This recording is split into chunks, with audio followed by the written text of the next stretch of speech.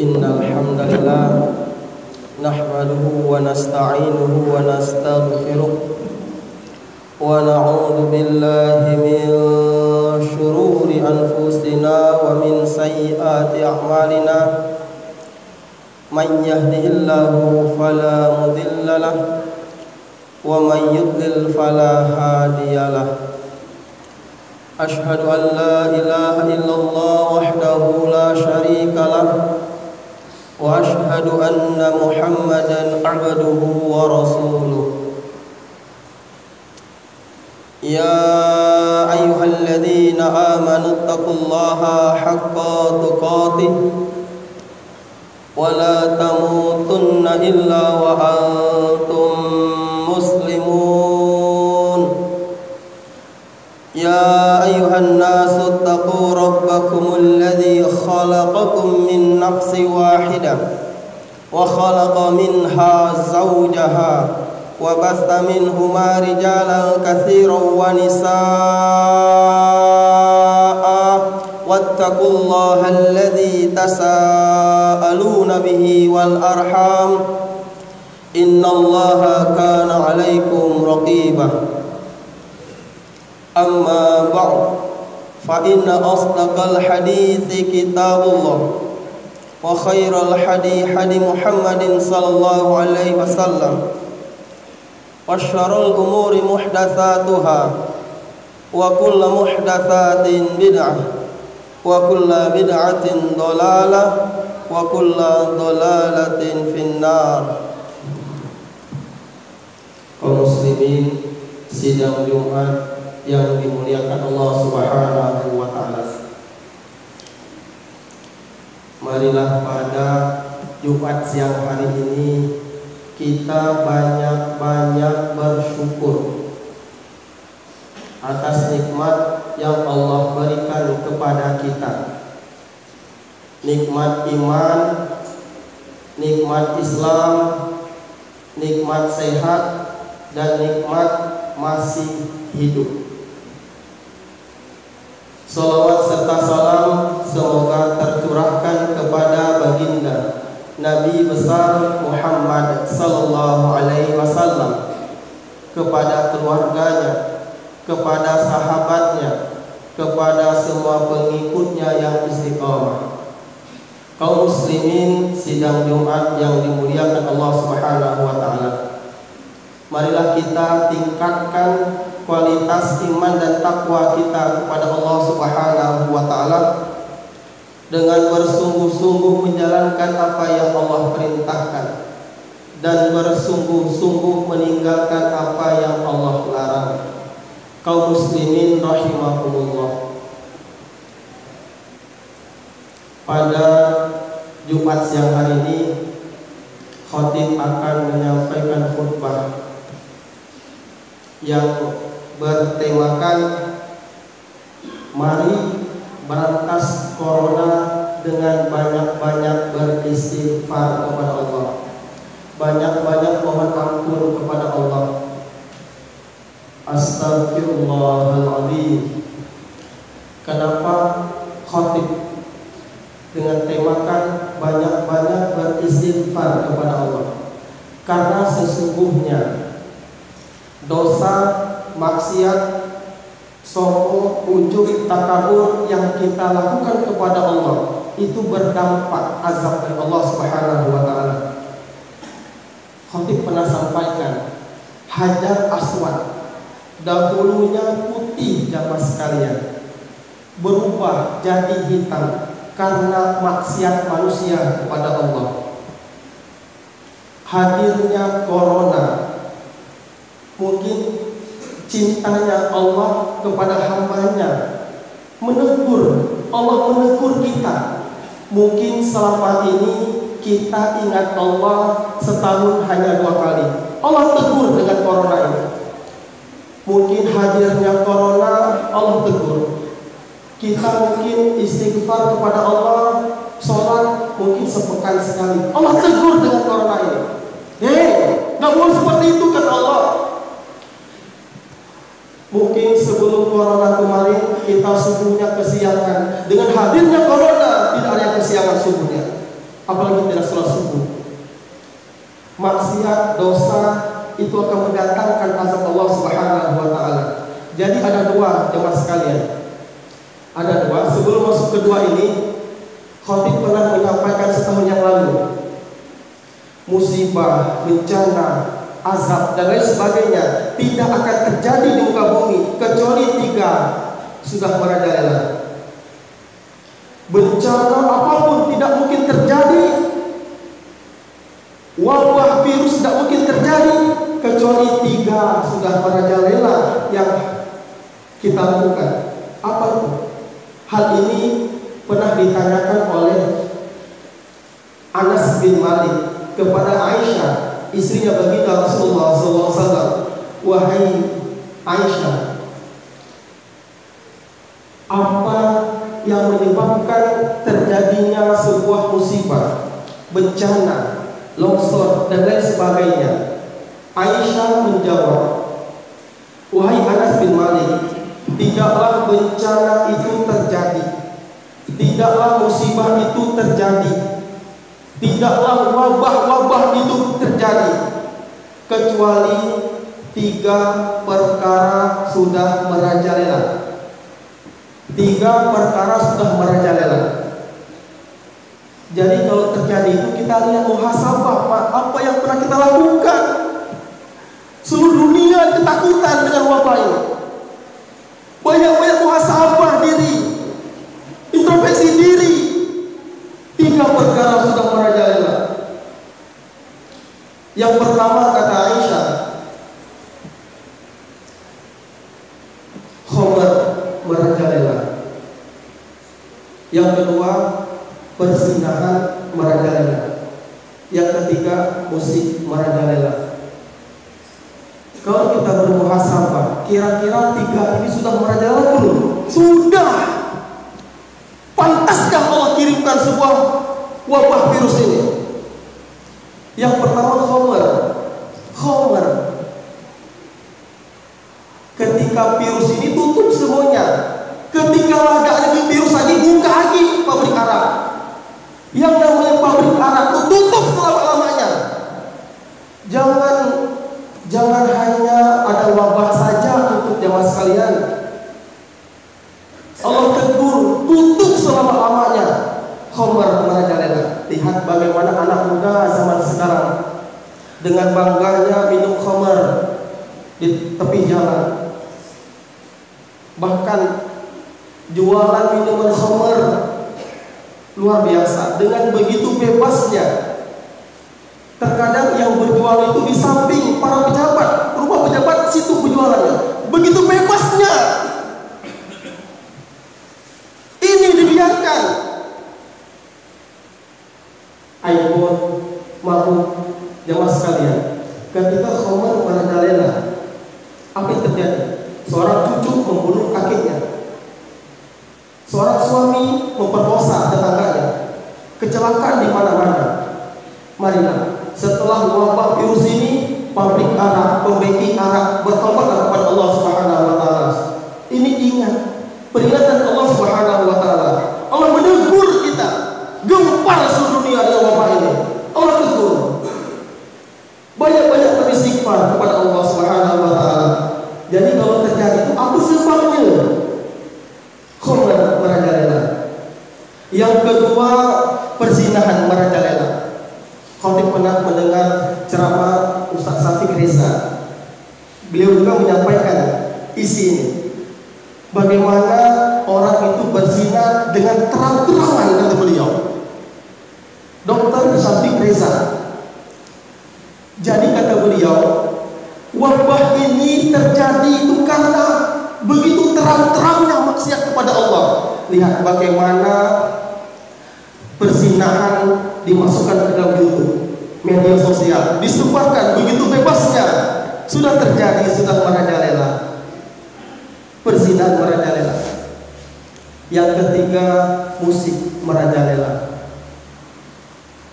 Kita orang Melayu ini tak pantas lah di atas panggung tidak pakai celana, bertelanjang, malulah kepada Allah. Tutup selama-lamanya. Jangan hanya ada jemaah sekalian, untuk selama-lamanya. Ini Allah tegur kita. Allah tegur. Makin banyak korban jemaah sekalian. Kita hanya menyampaikan.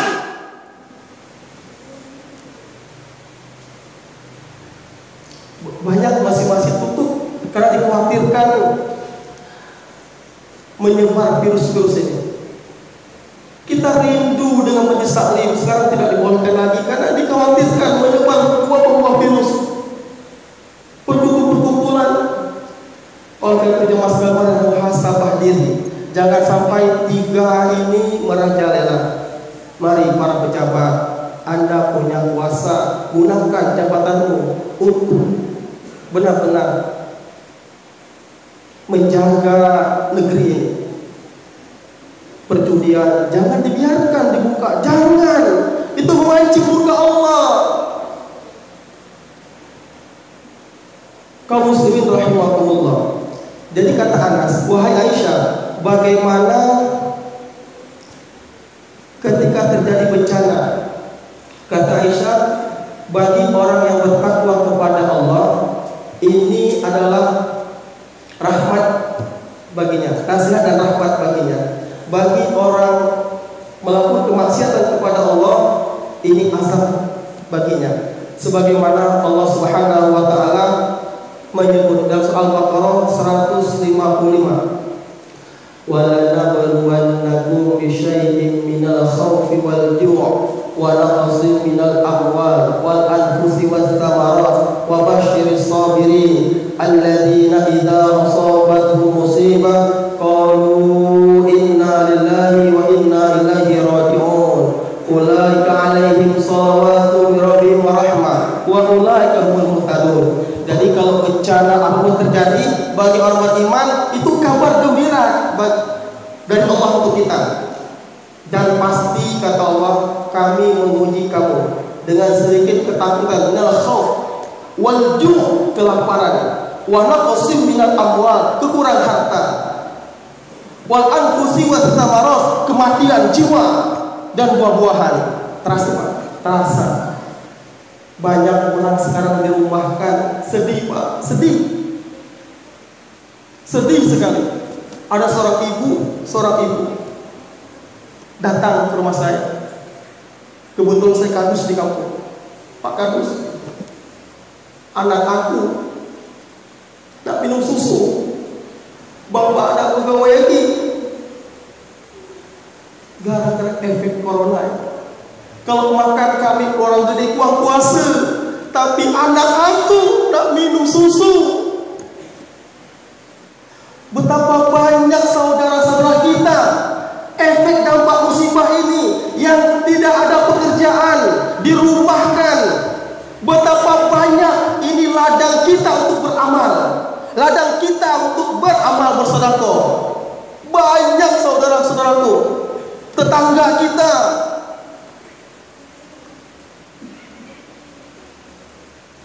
Ini ladang amal kita untuk melihat bagaimana saudara kita yang membutuhkan bantuan. Menangis seorang ibu itu, anak aku mau minum susu. Kalau kami orang tua katanya, kurang puasa Pak Kadus, kurang puasa. Tapi anak aku, ini kondisinya. Oleh karena itu Allah tegur kita, wahai hamba-hambaku, selama ini kau sungguh kesiangan, jangan kesiangan lagi. Kau hanya ingat kepadaku setahun 2 kali, jangan lagi.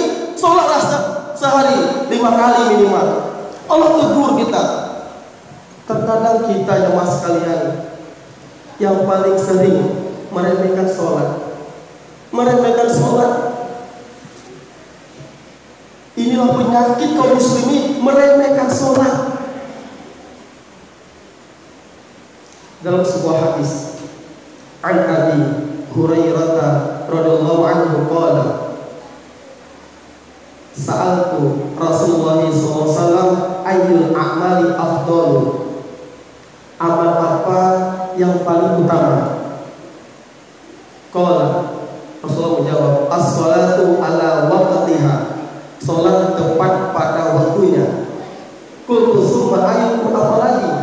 Qala birrul walidaini, berbakti kepada orang tua. Rasulullah. Qultu summa ayu, apa lagi? Qala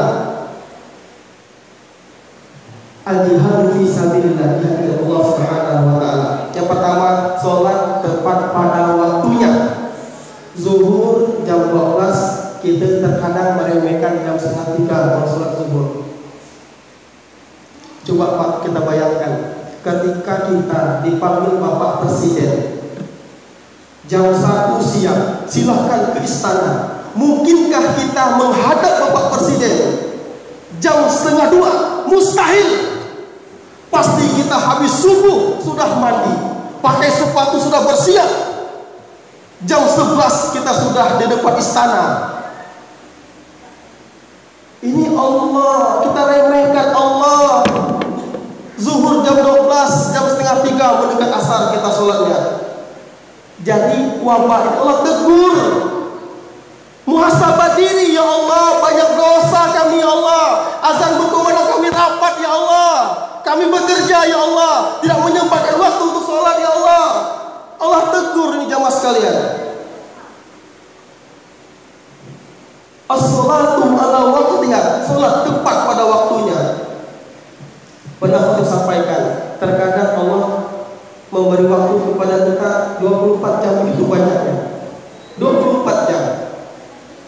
Kalau kita alokasikan waktu zuhur 10 menit, asar 10 menit, maghrib 10 menit, isya 10 menit, subuh 10 menit, menghabiskan 50 menit, masih tersisa 23 jam 10 menit. Apakah pantas ketika kita rapat, tunggu ya Allah, aku takut dengan pimpinanku yang menciptakan Bapak Presiden, pimpin Allah Subhanahu wa taala, yang memberi rezeki Allah Subhanahu wa taala, hanya tersisa 23 jam 10 menit. Apakah pantas kita tidak sholat? Malu kepada Allah Subhanahu wa taala. Ini Allah tegur kita jemaah sekalian. Maka tugas kita menyampaikan wa tawassaw bil haqq wa tawassaw bis sabr. Terkadang subuh, lihat kita subuh. Bagaimana kata Rasulullah SAW, laisa sholatun athqala 'alal munafiqina min sholatil fajri wal isya'i walau ya'lamuna ma fihima la tauhuma wa habwa. Ya subuh, bagaimana kaum muslimin? Kata Rasulullah SAW, tidak ada yang lebih berat bagi orang munafik, tidak ada sholat yang lebih berat bagi orang munafik melebihi sholat subuh dan sholat isya. Walau ya'lamuna ma fihima la tauhuma wa habwa. Kalau dia mengetahui keutamaan sholat itu, dia akan datang dengan walaupun berangkat. Betapa banyak saudara-saudara kita ketika subuh berkumandang terlelap tidur. Ini Allah bangunkan dengan corona. Bangun. 2 rakaat sholat sunnah sebelum subuh, mendapat dunia seisinya. Begitu nyamannya kita terlelap tidur waktu subuh. Oleh karena itu marilah dengan hadirnya corona ini membangkitkan semangat kita untuk beribadah kepada Allah Subhanahu wa taala. Jangan sampai kita tergolong orang-orang yang munafik yang meninggalkan begitu berat sholat subuh dan sholat isya. Kaum muslimin rahimakumullah. Oleh karena itu marilah jemaah sekalian, ternyata kita ini tidak ada apa-apanya. Ini menunjukkan kepada kita semua la haula wala quwwata illa billah. Tidak ada daya dan kekuatan kecuali kekuatan Allah Subhanahu wa taala. Inilah bagaimana dengan Allah menegur dengan virus, menjadikan kita jangan sombong di hadapan Allah, jangan ujub takabur di hadapan Allah Subhanahu wa taala. Allah tegur seluruh dunia depan dengan virus ini. Kita sudah zona merah jemaah sekalian. La haula wala quwwata illa billah. Semoga kita perbanyak beristighfar kepada Allah. Yang mancing-mancing muka Allah tutup selama-lamanya. Ingat jemaah sekalian, tolong yang menjadi pejabat tutup selama-lamanya. Pabrik arak sekarang tutup karena ada wabah, tutup selama-lamanya. Lada lagi wabah, lah buka lagi. La haula wala. Jangan gunakan jabatan. Perjudian selama-lamanya tutup. Kalau seperti ini apa ya? Kita semua merasakan lezatnya corona, merasakan lezatnya virus itu. Kita semua merasakan betapa betapa ketakutan, tidak boleh keluar rumah, pekerjaan hilang. Wa al-tusiwas tawar bashir sabirin. Wal khawf wal ju', semua ketakutan dengan ini. Semua ketakutan. Oleh karena itu marilah jemaah sekalian, perbanyak beristighfar kepada Allah Subhanahu wa taala. Barakallahu li wa lakum fil Qur'an fastaghfiru innahu wal ghafurur rahim.